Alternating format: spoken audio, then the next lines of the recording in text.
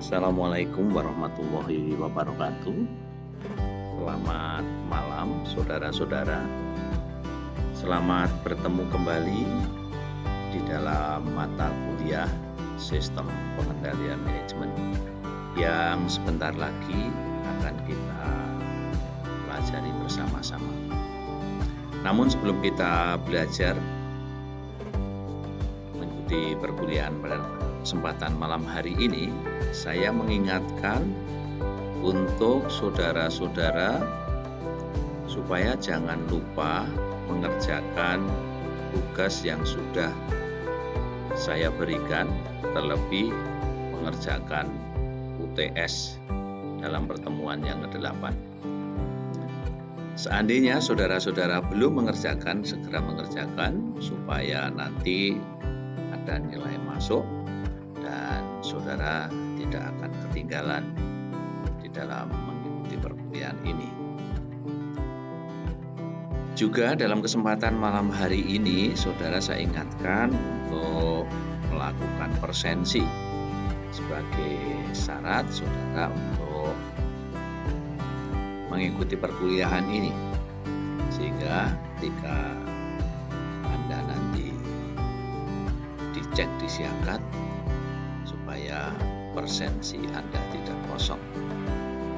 Begitu, saudara-saudara sekalian, kami persilahkan untuk menunggu sejenak, kemudian nanti kita melakukan perkuliahan.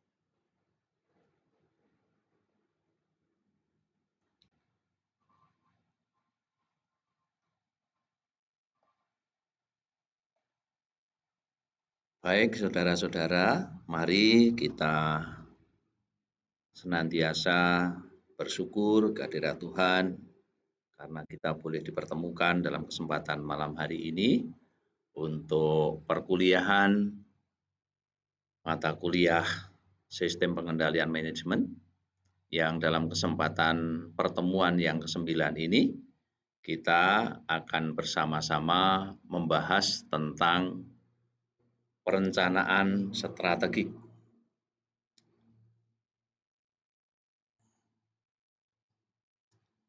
Harapannya saudara-saudara nanti Anda bisa menguraikan dan menjelaskan tentang proses pengendalian manajemen, khususnya di dalam proses penyusunan perencanaan strategi dan anggaran.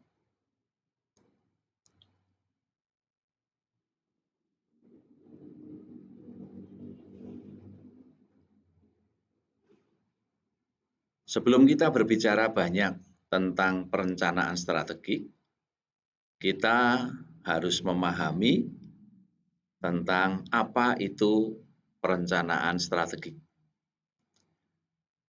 Perencanaan strategik merupakan aktivitas yang pertama dari suatu proses yang berkelanjutan, artinya di dalam melakukan sebuah proses kita harus merencanakan sesuatu dengan merencanakan apa yang akan kita lakukan di dalam kegiatan-kegiatan tersebut. Boleh dikatakan merupakan proses untuk memutuskan atau menyusun program-program yang akan diambil oleh organisasi, tentunya di dalam pelaksanaan sebuah organisasi akan memperkirakan segala sesuatu yang akan dilaksanakan dalam waktu tertentu.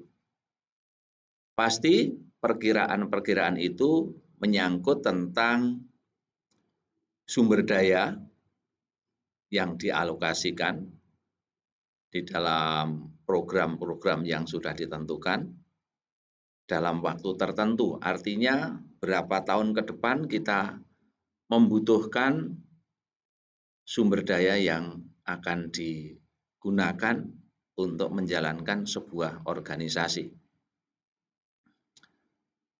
Juga nanti kita juga akan merencanakan penunjang-penunjangnya, apa yang dibutuhkan oleh sumber daya yang kita tugaskan untuk menjalankan sebuah organisasi.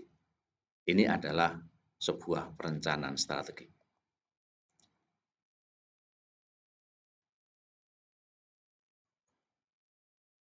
Jadi kalau kita belajar tentang strategi dan perencanaan strategi, itu ada sebuah formula yang dibutuhkan di dalam merencanakan itu. Formulanya apa?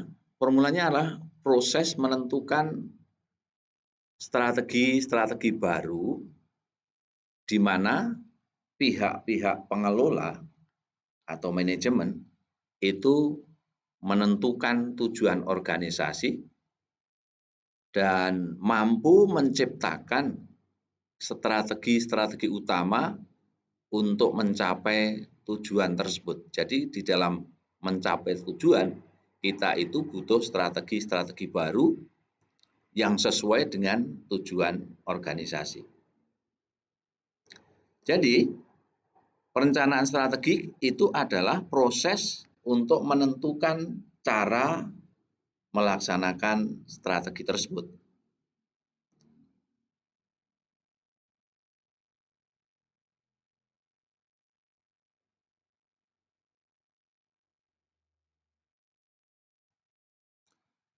Kemudian kalau kita berbicara tentang perencanaan strategi, kita juga harus mengenal tentang manfaat dari perencanaan tersebut. Dalam perencanaan proses perencanaan strategik formal itu memberikan gambaran bagaimana kerangka untuk mengembangkan anggaran tahunan, kemudian juga anggaran operasionalnya, yang semuanya itu disusun dan dibuat untuk mengalokasikan sumber daya untuk suatu tahun ke depan, dan alokasi ini penting dengan melihat apa yang akan dituju organisasi dalam tahun-tahun mendatang. Artinya perencanaan ini harus melihat alokasi sumber daya itu yang ditugaskan itu berapa, jumlahnya berapa. Kemudian nanti kalau kita sudah mengerti tentang sumber daya atau sumber daya manusia yang digunakan atau ditugaskan untuk melakukan kegiatan itu, pasti membutuhkan anggaran-anggaran untuk melaksanakan tugas-tugas mereka. Itu adalah yang diupayakan. Kemudian juga bermanfaat sebagai alat sebuah pengembangan manajemen atau pengelolaan. Jadi perencanaan strategi formal itu adalah merupakan alat pendidikan manajemen yang baik dan alat yang menghasilkan manajer dengan proses berpikir untuk strategi pelaksanaannya.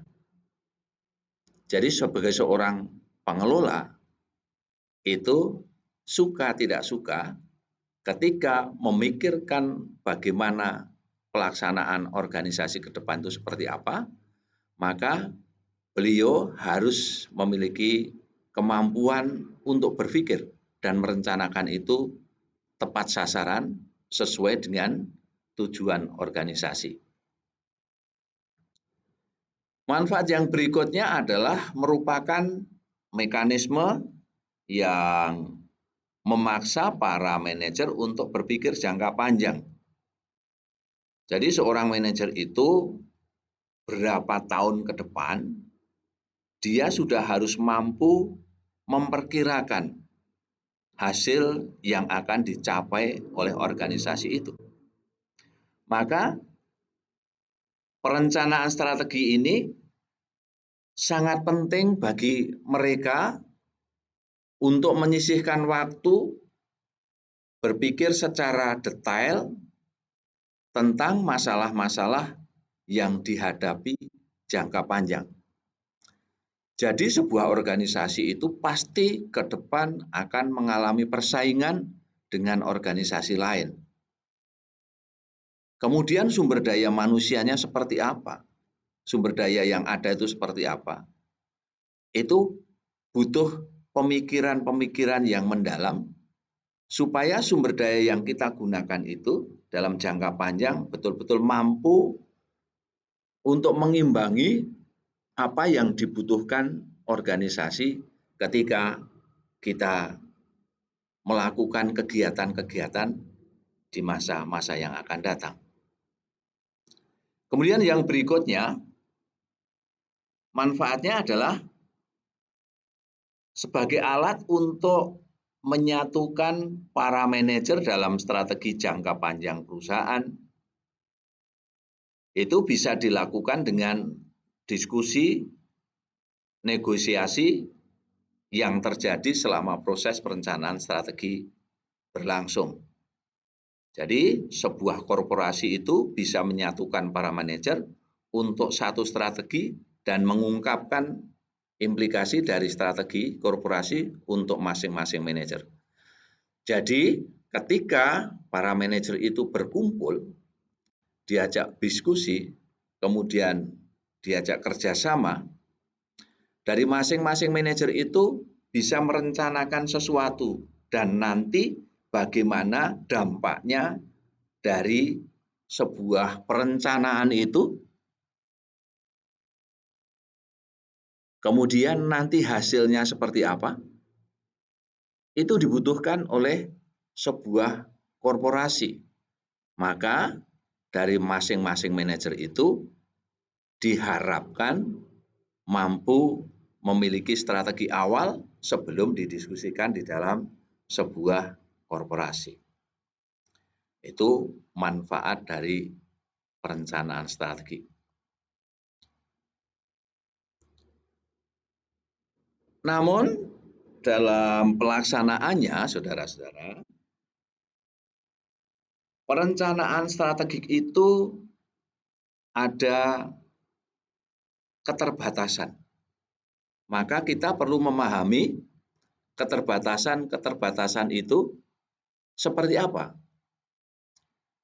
Yang pertama itu selalu ada bahaya bahwa perencanaan itu hanya akan menjadi isi sebuah formulir, hanya isian belaka. Kemudian tidak bisa dilaksanakan di kemudian hari. Pelaksanaan birokrasi dan tidak ada pemikiran strategi, adanya kurang kepemilikan, kemudian komunikasi yang buruk, tidak ada keselarasan, dan ada keterlambatan di dalam mengambil sebuah keputusan atau mengadopsi sebuah inovasi pembaruan-pembaruan. Ini jadi nanti bahaya-bahaya itu harus disadari dan bagaimana kita untuk menyikapi hal tersebut. Yang kedua, ada beberapa tugas yang mencakup dalam perencanaan itu kemungkinan itu berlebihan pada kontribusi nyatanya. Jadi ada tugas-tugas yang berlebihan. Kemudian juga ada kemungkinan perencana itu cenderung menunda kegiatan. Jadi kegiatan-kegiatan itu mungkin hanya diambil mana yang bisa dilakukan. Kemudian tidak harus tepat waktu, padahal dalam perencanaan kita tahap pertama misalnya dalam 1 tahun itu gunakan triwulan atau caturwulan, berarti dalam triwulan pertama apa yang harus sudah dilakukan, triwulan kedua apa yang dilakukan, triwulan ketiga sampai triwulan keempat itu apa yang harus dilakukan. Maka supaya tidak terjadi penundaan kegiatan, maka semuanya harus direncanakan secara baik. Kemungkinan juga perencanaan itu mungkin terlalu membatasi organisasi untuk berinisiatif atau berinovasi. Karena program dari organisasi itu sudah nyata bahwa tahun ini yang kita lakukan adalah tentang pengembangan apa misalnya. Misalnya pengembangan sumber daya manusianya. Berarti yang lain akan dikesampingkan. Sehingga ini menjadi pembatasan. Atau target untuk tahun ini organisasi harus mencapai produk berapa jumlahnya secara kuantitatif. Itu juga akan berpengaruh untuk membatasi dari kegiatan organisasi. Dan juga kadangkala itu hasil yang paling baik itu didapatkan oleh penyelesaian. Artinya ketika perencanaan itu tidak sesuai dengan batasan-batasan yang sudah dicanangkan, maka kemudian kita harus mencari solusi yang terbaik itu seperti apa. Ini keterbatasan-keterbatasan yang dialami di dalam strategi suatu perencanaan atau perencanaan strategi. Dan yang ketiga, perencanaan strategis ini boros waktu dan biaya. Artinya pengeluaran yang paling penting adalah waktu yang dikorbankan oleh para manajer dari setiap level organisasi. Mereka harus duduk bersama, mereka harus mengevaluasi, mereka harus melihat perkembangan seperti apa. Kadangkala ini bisa menjadi suatu kendala, waktu yang terbuang tidak produktif untuk menghasilkan produk-produk yang diharapkan.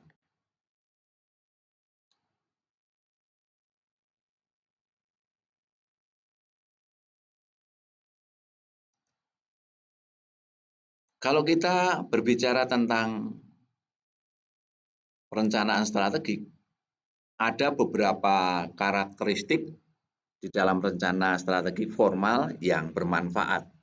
Yang pertama, manajemen puncak yang yakin bahwa perencanaan strategik itu penting. Jadi dari top leader kita itu yang sudah merencanakan sesuatu dalam organisasi, dalam perencanaan itu sudah ditentukan. Maka itu merupakan sesuatu hal yang penting yang harus dilaksanakan oleh para manajer-manajer yang atau divisi-divisi yang ada di bawahnya. Yang berikutnya adalah karakteristik yang kedua adalah organisasi tersebut itu relatif besar dan kompleks. Jadi ada beberapa divisi, ada beberapa manajer, itu membidangi bidangnya masing-masing sehingga membutuhkan koordinasi yang luar biasa di dalam perencanaan ini. Juga ada seringkali ketidakpastian yang cukup berarti di masa mendatang. Artinya yang kita rencanakan 1, 2, 3 tahun mendatang itu apakah masih relevan dengan apa yang kita rencanakan saat ini, karena perkembangan zaman dan perkembangan teknologi itu luar biasa, sehingga kadangkala yang kita rencanakan baik untuk saat ini, 2-3 tahun yang akan datang itu sudah akan ketinggalan. Maka ini kadangkala menjadi ketidakpastian. Kemudian sasaran strategis untuk menginspirasi dan melibatkan anggota organisasi. Ini mereka memberikan tujuan dan arah itu harus terukur. Ya, semuanya harus terukur. Meskipun luas, tujuan strategi dapat diukur sehingga kemajuan dalam mencapai tujuan tersebut tidak dapat dilacak. Jadi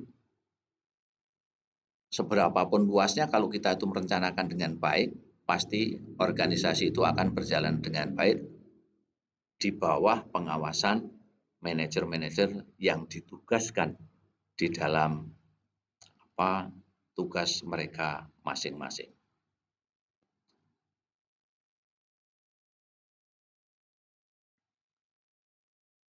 Mari saudara, kita sekarang melihat bagaimana bagan perusahaan yang tanpa proses perencanaan strategis. Jadi mereka sudah memiliki arah-arah tersendiri.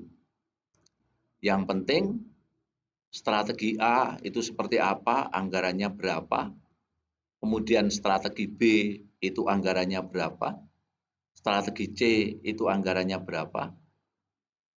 Kemudian strategi D anggarannya berapa. Jadi hanya melihatnya pada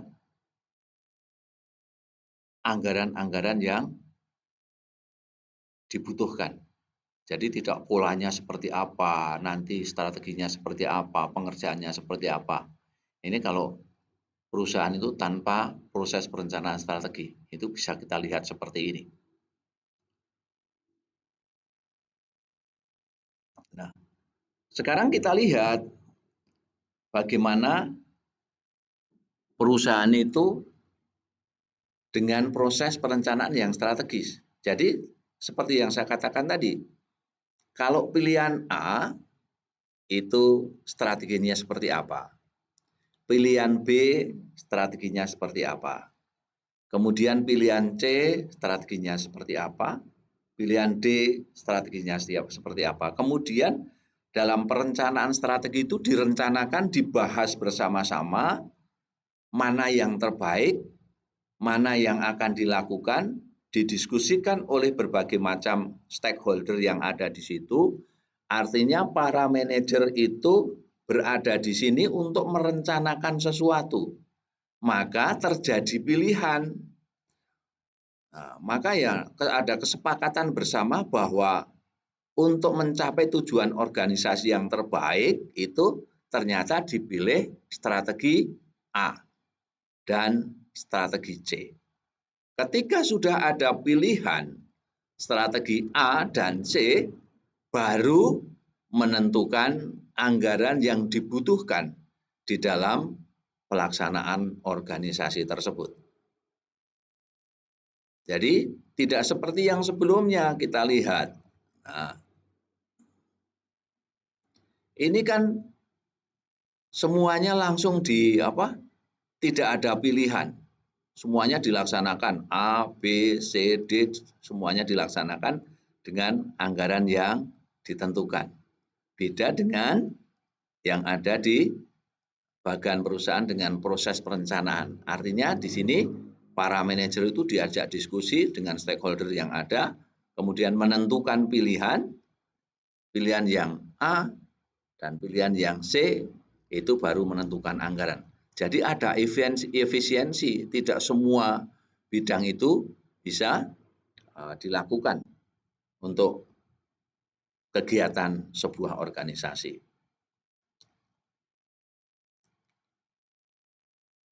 Maka di dalam merencanakan segala sesuatu itu dibutuhkan analisa usulan-usulan program baru. Nah, yang pertama, analisis program secara umum mengacu pada pemeriksaan kode sumber apapun yang berupaya menemukan pola atau anomali yang diperkirakan dapat mengungkapkan perilaku yang secara khusus dan perangkat lunak. Seperti apa? Kemudian adanya usulan suatu program baru, intinya dapat berupa reaktif atau proaktif yang muncul sebagai reaksi dari ancaman pesaing maupun inisiatif yang munculnya dari kesempatan baru. Artinya ada sebuah reaksi ketika melihat perkembangan pasar itu seperti apa, kemudian pesaing-pesaing itu sudah membuat produk seperti apa, itu akan merupakan ancaman bagi kegiatan sebuah organisasi. Maka dibutuhkan sebuah inisiatif dan munculnya program-program baru dan kesempatan-kesempatan baru sehingga nanti organisasi kita, organisasi yang saudara-saudara tempati itu tidak akan ketinggalan dengan pihak-pihak yang lain. Kemudian ketika kita menganalisis program, ada beberapa metode yang dibutuhkan. Ada metode sistematis untuk mengumpulkan informasi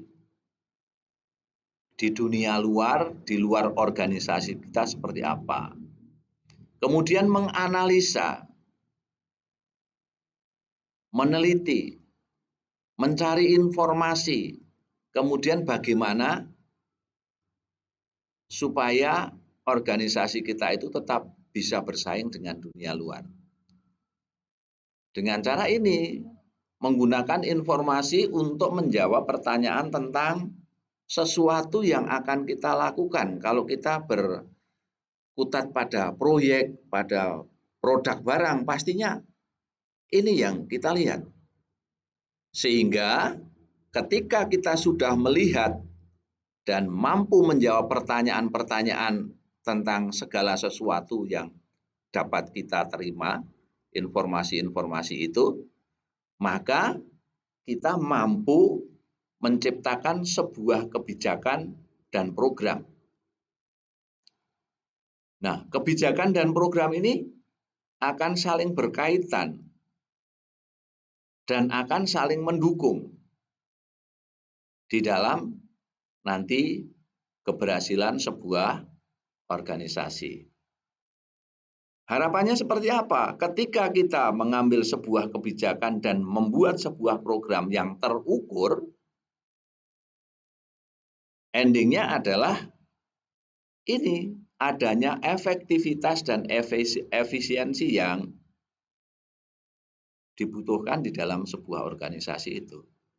Efektif tidak?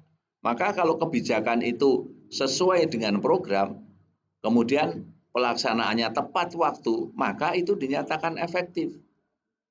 Efisien enggak? Dana yang kita keluarkan kemudian dibandingkan dengan hasil atau produk yang nanti akan mendukung organisasi seperti apa. Ketika itu menghasilkan sesuatu, maka boleh dikatakan itu sebuah efisiensinya seperti itu. Jadi antara kebijakan, program, itu nanti sangat berkaitan dengan efektivitas dan efisiensi dalam sebuah organisasi.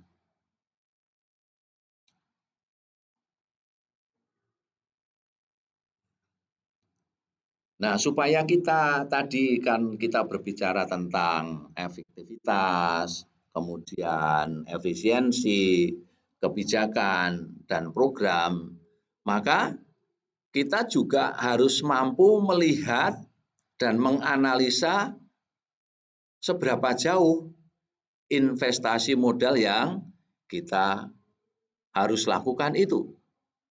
Maka ada beberapa teknik yang perlu diperhatikan di dalam sebuah investasi modal.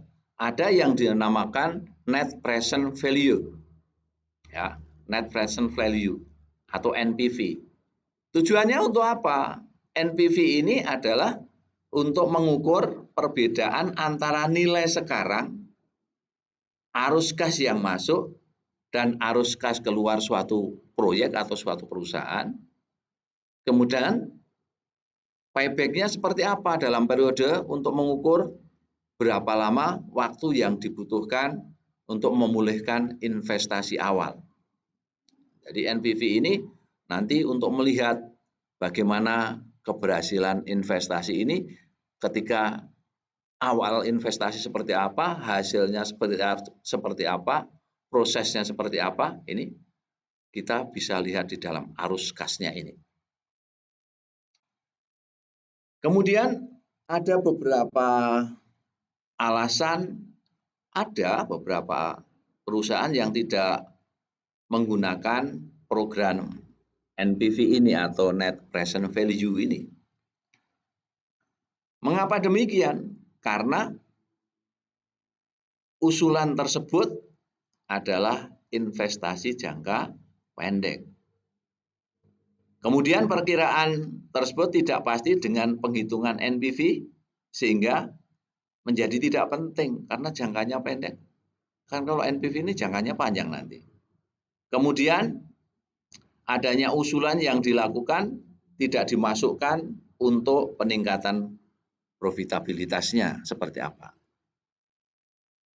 Sehingga tidak ada pilihan lain yang dapat diambil. Ini sehingga dibutuhkan sebuah internal rate of return. Jadi sistem pengendalian manajemen sebaiknya menyiapkan cara untuk menilai usulan yang tidak dapat dilakukan dengan metode kuantitatif. Ini harus kita pertimbangkan. Jadi saudara-saudara nanti akan paham ketika saudara sudah berhadapan dengan kegiatan-kegiatan organisasi sesuai dengan bidang yang saudara pahami.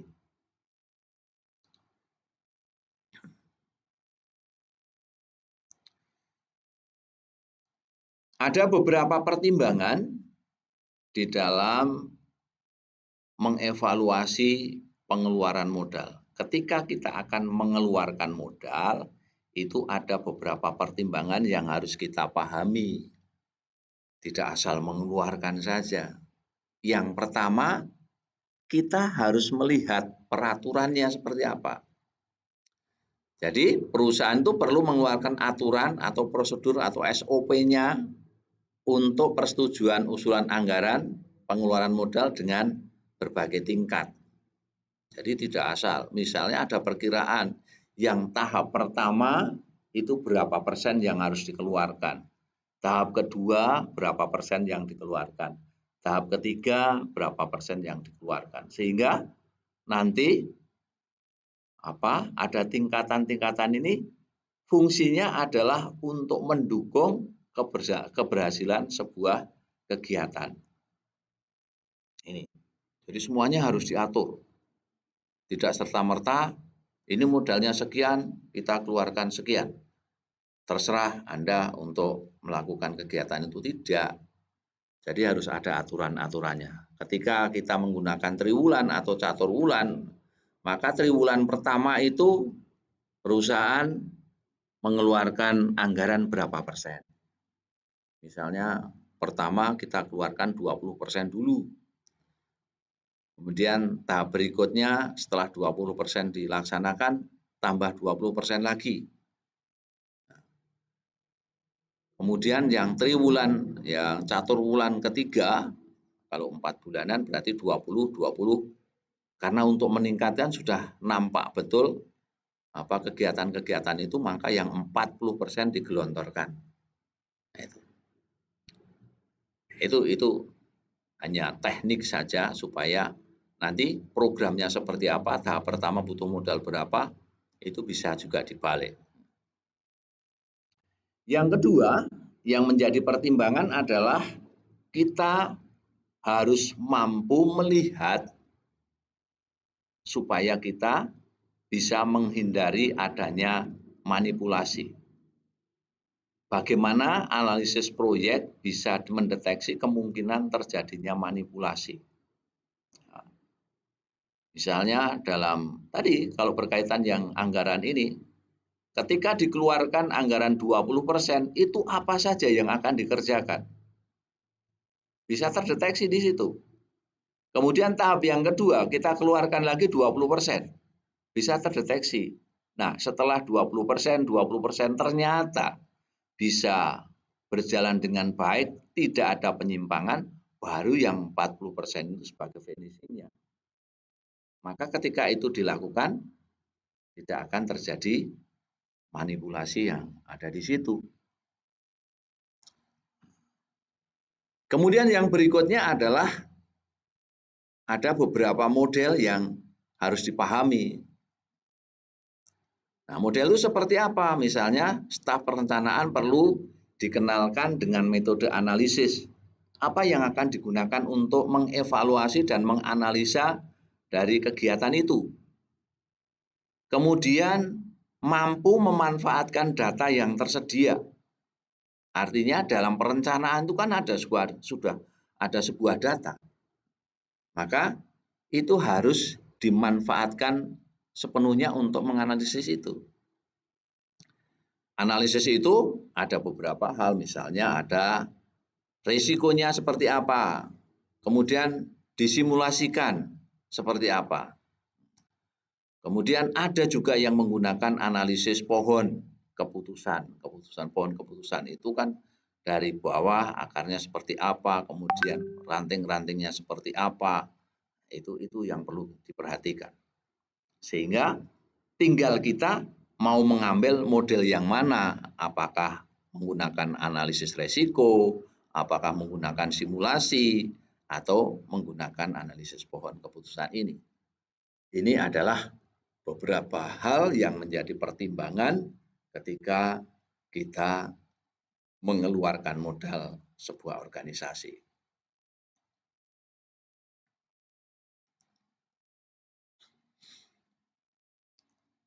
Kemudian kita juga harus mampu menganalisis program yang sedang berjalan.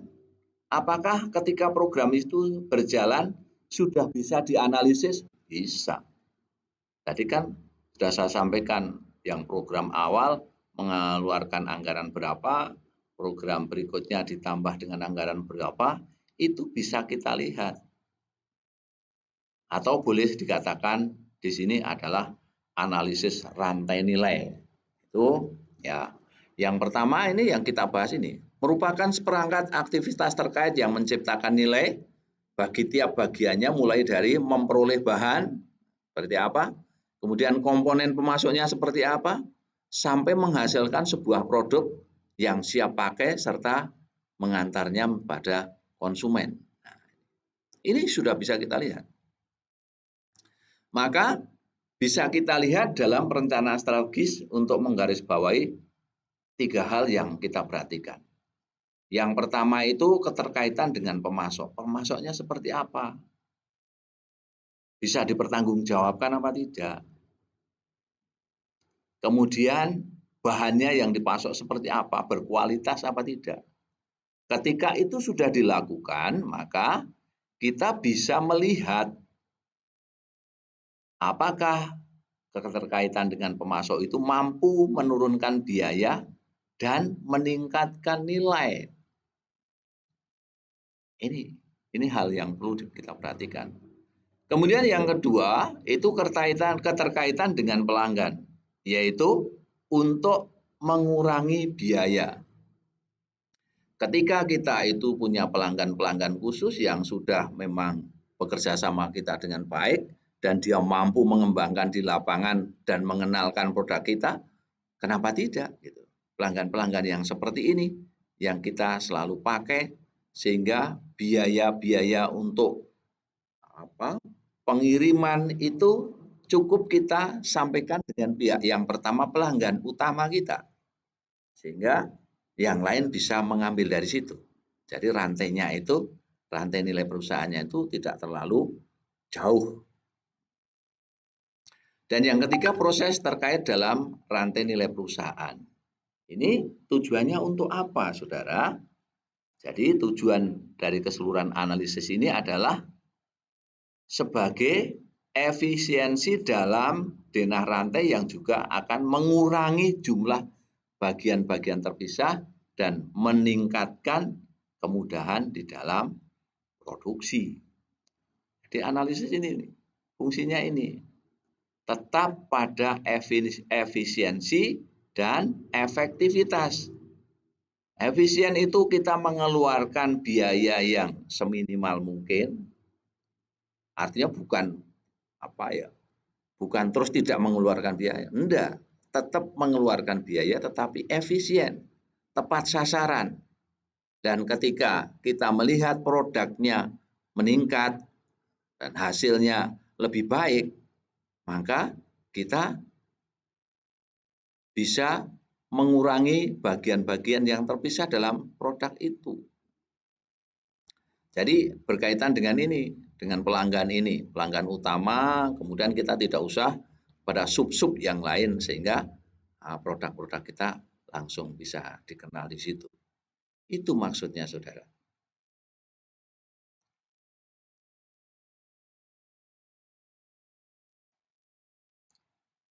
Kemudian ketika kita sudah merencanakan sebuah perencanaan strategi, maka kita perlu meninjau ulang dan memperbarui. Tidak serta-merta sebuah rencana itu paten, harus seperti ini. Tetapi ada beberapa hal yang perlu dipahami. Harus mampu mengambil asumsi dan panduan. Pembaruan rencana strategi menggabungkan asumsi-asumsi yang luas seperti pergerakannya musiman seperti apa, kondisi makronya seperti apa, kompetitornya seperti apa. Ya. Jadi pergerakan musiman ini adalah hal-hal yang terjadi ketika produk-produk kita itu sudah sampai pada pasaran. Kemudian kondisi secara makro itu secara keseluruhan, baik skalanya itu nasional atau internasional itu seperti apa. Sehingga ketika kita bisa membaca ini, maka kita bisa mengerjakan sesuatu secara efisien. Terlebih kita bisa melihat kompetitor, pesaing-pesaing kita itu seperti apa di luar. Ketika kita mampu melihat pesaing ini, kita akan mampu meningkatkan produk-produk kita sehingga apa yang kita miliki sebagai panduan itu bisa bersaing dengan dunia luar. Yang berikutnya ada penyusunan pertama rencana strategi. Penyusunan awal. Apa yang dilakukan? Kita harus menggunakan asumsinya seperti apa. Kita perkirakan. Kemudian tujuan organisasi seperti apa? Visi misi kita seperti apa?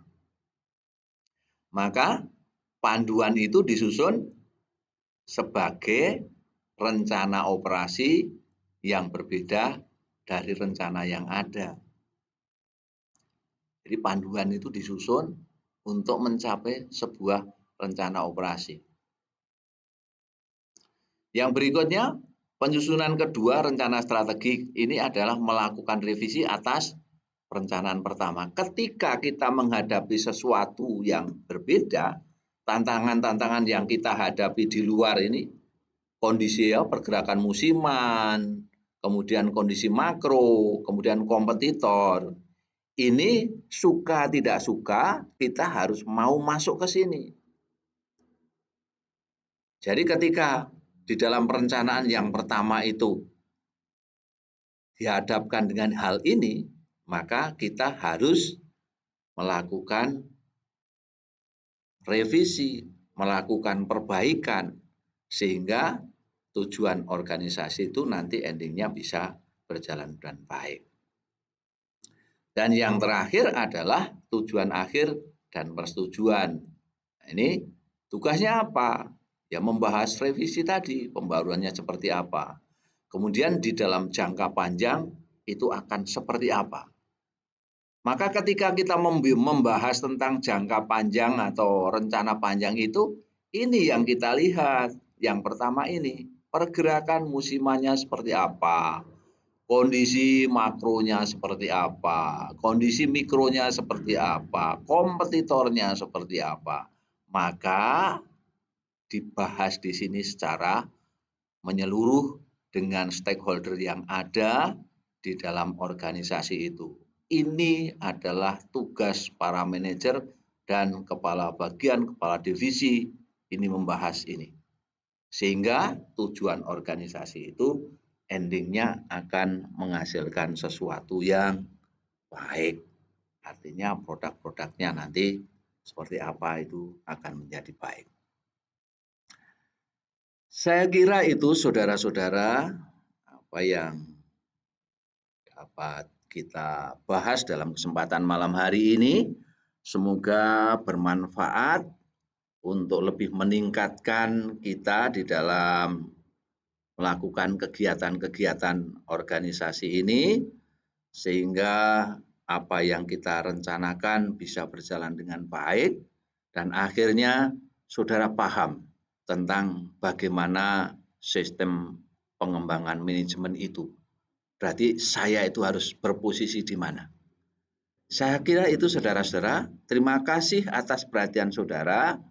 Semoga saudara bisa melanjutkan perkuliahan di pertemuan berikutnya, dan akhirnya sampai ketemu di lain kesempatan. Kami akhiri. Assalamualaikum warahmatullahi wabarakatuh. Selamat berjuang. Semoga semua sehat, selalu semangat di dalam mengikuti perkuliahan. Terima kasih.